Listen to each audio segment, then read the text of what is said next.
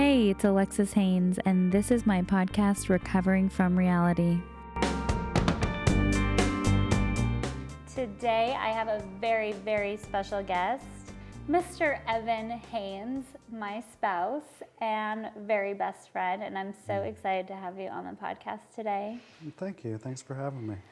So, I think I really wanted to have you on, aside from the fact that you're just an incredible human being, because I feel like romantic relationships in sobriety get a lot of bad rap. You know what I mean? Like, it gets a bad rap, and I feel like while ours hasn't been perfect, it's pretty damn good, and I would love to share with people how we've done it so far and what our relationship is like. Evan and I met when I was brand new in sobriety. I think I had like probably 20 days maybe. And we met at an AA meeting. And well, I don't know. Why don't you tell people what I was like? Well, she would kind of come in with these scarves over her head and sunglasses like a Hollywood movie star or something. And I guess I wondered who she was. One day I remember she came in and she shared, well, oh my gosh, I just got voted the most popular mugshot. Oh my gosh. And I was like, first of all, like, who does she think she is? And second of all, I was like, who is she? I went home and Googled and kind of figured it out. That's so funny. Yeah. So yeah, we met in AA, and I think that you've kind of felt like you needed to steer clear. Evan has had 5 years at the time, so Evan was 5 years ahead of me, and we used to go to this meeting, and I would listen to you talk about recovery and life, and I was always really envious of the things that you would say, and I just kept thinking to myself, like, how do you get that? Like, how do you obtain that level of, like, spirituality and, you know, like, the real desire and freedom from, like, obsessing over drinking all the time? And so I really, really looked up to you in that way. And then we started to develop kind of a friendship, and then... Well, you had your kind of crisis in sobriety. You actually came and asked me and another gentleman at the meeting if we knew any female sponsors. We kind of pointed you in the right direction, and then it seemed like you disappeared for a number of months. Yeah, I disappeared to go and do the step work, and then I came back to the meeting, and that's when we kind of started to hang out a little bit. You were different. You were 100% different. This kind of girl who was so full of herself and seemed to be, you know, above the rest of us was all of a sudden one of us. You were in recovery with us in this community of friends that we developed. And, you know, I credit, and I was going through my own crisis at the time. Jared and I had lost my life savings. And that's true. We dove into that meeting, and I mean, everything Aloe House really came out of that time. We would hang out after the meeting, us and a bunch of friends, and go to more meetings. I mean, gosh, I was unemployed at the time. So I was going to, like, all the time in the world. Yeah, I was going to like 3 meetings a day, and you know, we would sometimes go to meetings together, and I think it started slowly enough and went from there. Eventually, Evan asked me out, and we went on this like epic date that I thought was really amazing. And then we went on a second date, which I thought was even better. And he actually asked to meet my mom on the very second date. On the second day, I was like, do you know what you're walking into? This woman is insane. And he wanted to meet her, and then that night he called me and he broke up with me. Yeah, well, there were some issues. I knew it was my mom. No, it had nothing to do with your mom. You know, you were basically like 1 year sober. We were starting a sober living at the time, and my business partners sort of thought this wasn't like a good look. It was a very difficult time. My hands were tied in a lot of ways. Wow. Well, I'm glad that you eventually came to your senses, because here we are. So Evan came to his senses. We started dating again. I moved in like 2 weeks after that. We don't recommend any of this at home, by the way. I mean, it worked out well for us. And then just a few short weeks after that, Evan, I don't want to say got deported to Canada because you didn't get deported. Well, I went home for a routine sort of visa extension, and things didn't go exactly how I thought they would. So I move in, and he tells me he's going to be back in 6 weeks. Couple days, couple weeks. And 6 months went by, and he still wasn't back. And so he called me on the phone and proposed to me and had this huge, brilliant idea that we would run away to Mexico and get married, and then eventually he would make his way back to the States. And that's what happened. So, in our case, it really worked out. What are the things that you think were so important to making that work?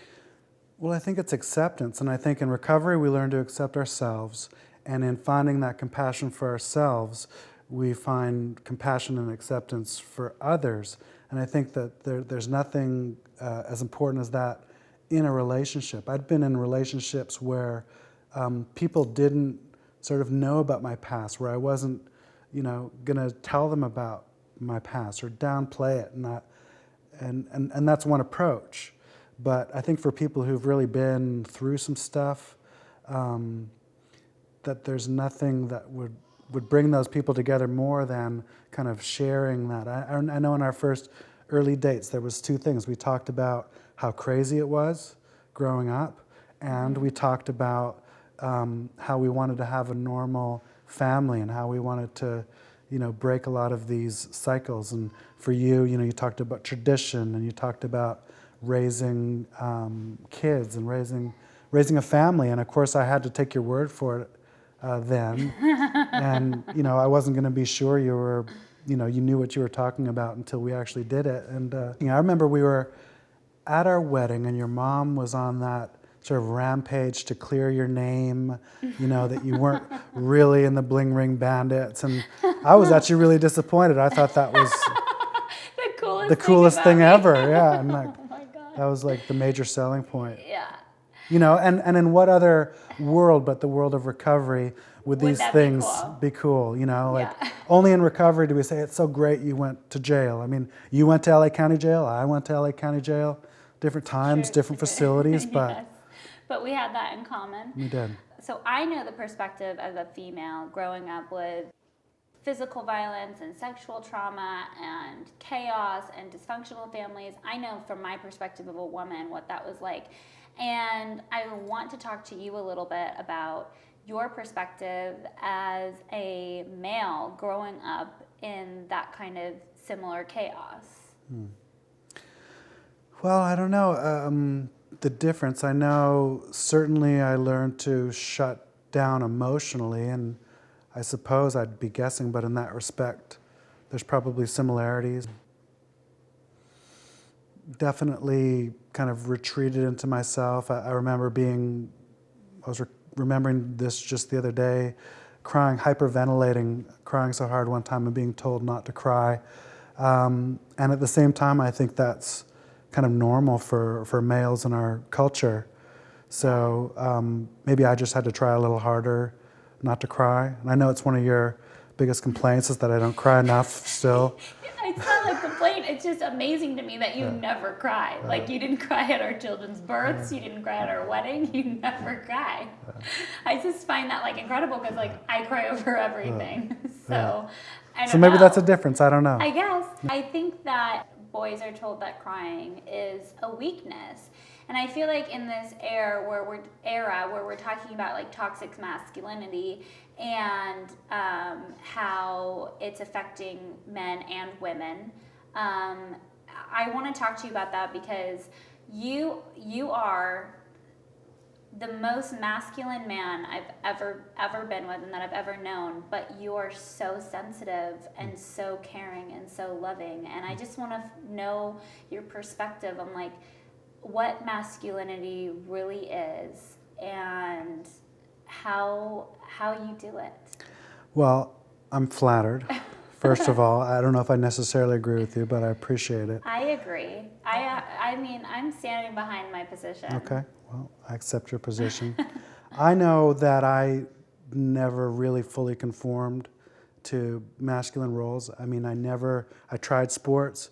I think I played a whole season of basketball. I never scored a point.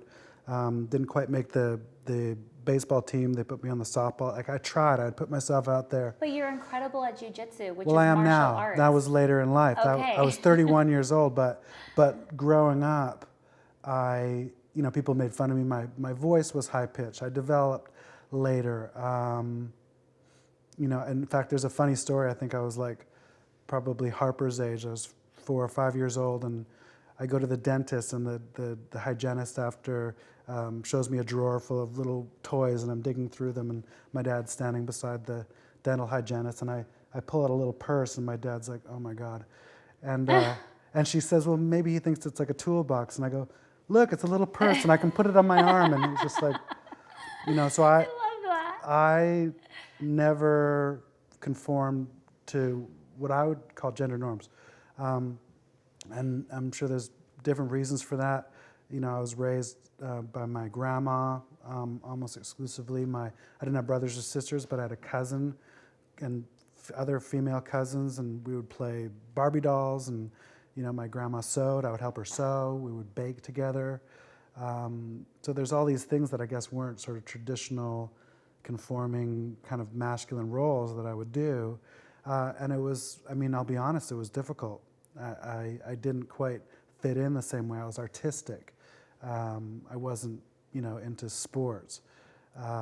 So I guess I'm just living proof. There's kind of maybe a range of possible masculine roles, and that I suppose one can be both, sensitive and masculine, and without the sort of trappings, the sort of typical behavior that one associates with being masculine. I feel like, though, in our dynamic, like, you are very masculine and I am very feminine. Mm. Like, I definitely feel like that is our dynamic, and I feel like the true sense of masculinity, of being like a provider, being logical, being, strong, and like kind of the rock of our family, like, you hit every single one of those points. Well, I remember learning, and it's counterintuitive, and I don't think a lot of people understand that actually nurturing, which is often associated as being a female trait, is actually a very masculine trait. Mm-hmm. So I find most of my joy in those things you just mentioned, in being as good of a husband as I can be, and in being a really good dad, and being there for my family, and giving them everything, my whole life. What are your hopes for the future generation now that you're a father of 2 daughters? Like, this year, the year of 2018, has been a year for, the Me Too and Time's Up movements, and we're having a huge discussion around, in the political spectrum and entertainment spectrum about, standing up for women and their rights. So I would just like to know, like, your perspective as a father of 2 daughters, like, what your hopes are. I'm all for it. I've always kind of been for the underdogs. Which is ironic because, of course, women aren't some minority. But I'm all for it, and it's amazing to watch them stand up for themselves, and amazing to see how much power women actually indeed have. And and then the other sort of part of your question is that something a lot of people complain about, all the sort of, gender pronouns, and they think it's kind of liberalism gone run amok, and I'm actually all for that too. I think it's great, and the more we can kind of break down those roles, and the more we can kind of see all of the sort of roles that don't conform to the sort of typical binary, sort of dualistic view of how it works, I think are great, and I'm all for it. Yeah. I think that it's so amazing that the relationship that you have with our kids, and we work really hard to break the cycle. What are some of the ways that you're doing that as a father? I know, it's a concern of mine that my daughters are I guess, as strong and as independent as they can be, and that they know they can be anything that they want to be. And I already see differences coming out in them, and I mean, we'll see what happens. But I do too. yeah. So I would just want to support them and encourage them to be, certainly to be as funny and to be as smart as they can be, and to, like, whether they were boys or girls, I mean, just to love life and to see the wonder in life and the beauty in life, and certainly to be resilient enough to handle the pain of life, and to feel, to not be afraid to feel other people's pain, to not take it on, but to have compassion Yeah. for others. And to show them that, like, the feelings that they have are okay. Whatever they're feeling, it's okay. And that's where that resilience comes in. It's like, okay, I'm going to make it through this. I think one of the most important things that we do for our relationship and for our marriage is that we put it first. That we put our individual growth first, and then we put our relationship second, and then we put our children third. And I feel like a lot of people don't do that. They put their children first, and their marriage suffers. Because at the end of the day, after 18 years go by and your kids move out of the house, it's like you have each other. And so if you haven't been nourishing that relationship for the last 18 years, it's bound to fall apart if it even makes it that far. What are some of the biggest lessons that you've learned in our last 7 years of marriage? Well, it's not just about me anymore. And I think I first learned that when you were pregnant with Harper, and you'd ask me to bring you toast. You'd be in bed, and I need to bring you some toast, and I'd make the toast and bring you the toast, and I did that enough times, and it was like practice. And then here comes a baby, and then I have to get up and feed the baby. And well, you didn't feed the baby, but well, I fed the second baby. You fed the second baby. I fed the second baby. I did every overnight feeding on the second baby. Yeah, you helped. I helped a lot, as much as I could, and it just it's taught me patience, selflessness, all of these sort of skills that I think hopefully people have, and if you haven't had kids yet, that hopefully you learn once you do. Once you have kids. Yeah. I think that it's definitely different for you because you got married to me when you were 36 years old. I was ready. I mean, but you had gone 36 years. Where it was all about me. Where it was all about you. And you were an only child. That's true. I think that you do a really good job of balancing that me time, family time, spouse time, and work time. But I have those mornings. I'm lucky in that I Yes. work for myself, that I can usually spend mornings with the kids. I can usually take Harper to school. Yeah, those moments matter, absolutely. They matter a lot. And then, I have my jiu-jitsu, which is like my passion, outside of work, outside of home, and I'm able to do that 3 times a week. I'm really lucky. It's a perfect balance. And I do recommend for anyone, for their sanity, to have some kind of passion, to have some kind of hobby that's separate from their family, that's separate from their work. This podcast is obviously about, like recovering from reality, and we talked a lot about, wanting to parent differently, wanting to have a different relationship than our parents did. And I think that it's so important for people to know that there absolutely has to be a balance. Like, you can't just be like, helping other people, focusing on your kids, and like letting all of those other things that you do to take care of yourself fall by the wayside. Well, yeah, and you alluded to my work, and I would just kind of turn that back to you. I'm your biggest fan. I always have been. I sort of saw something in you, I think, a long time ago, and knew that you had so much to offer the world. I'm so glad this is happening, that this can be one of the many platforms that you have to, share your strength, share your wisdom. You've always been a lot wiser than me, I think in a lot of ways. You're shaking your head, but... No. You've taught me so much. I mean, like, it is... I would not be the woman that I am today without you. Like the amount of empathy and compassion that you have for people in this world, and just the way that you look at life is, I'm like in awe of you, and you have taught me so much. And had it not been for you, I wouldn't have the relationship that I have with my family today. So I'm really grateful because okay, fine. We've been each other's greatest There you teachers, and go. I'll stick with that. I've had so many meltdowns in our marriage, I can't even count. You've always just been really patient and really gracious with me, and I'm so appreciative of that.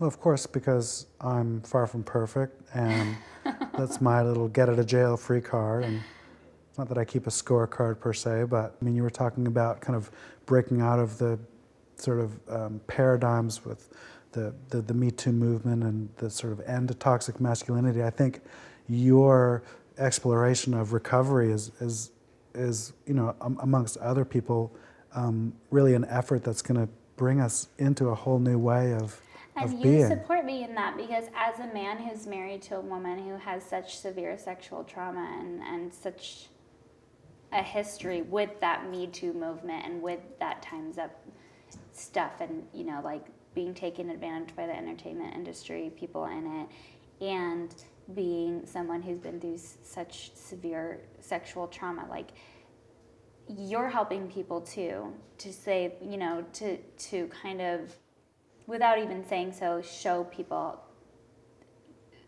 how you have a relationship with someone like that. I mean, it's definitely been like a bit messy and chaotic, but the amount of patience that you've had with me, the amount of understanding that you've had with me, the acknowledgement of like, whoa, I just messed up, and I could see how that triggered you, and whatever else. All of those moments have really, I think when we talk about them, it shows people that it is possible to have like a really healthy, balanced relationship, and to work out those traumas, all of that stuff that comes up when you're married and in a relationship and kids and all of that. And I just love that we're each other's biggest fans, and that we advocate for each other. And I love having you as my husband and as an ally. You're an incredible person, and I love you so much. Thank you, babe. I think that's it. I think that's good. I love you. I love you too, babe. Thank you so much for coming on my podcast. Thanks for having me. This is going to be great. I can't wait to hear them all.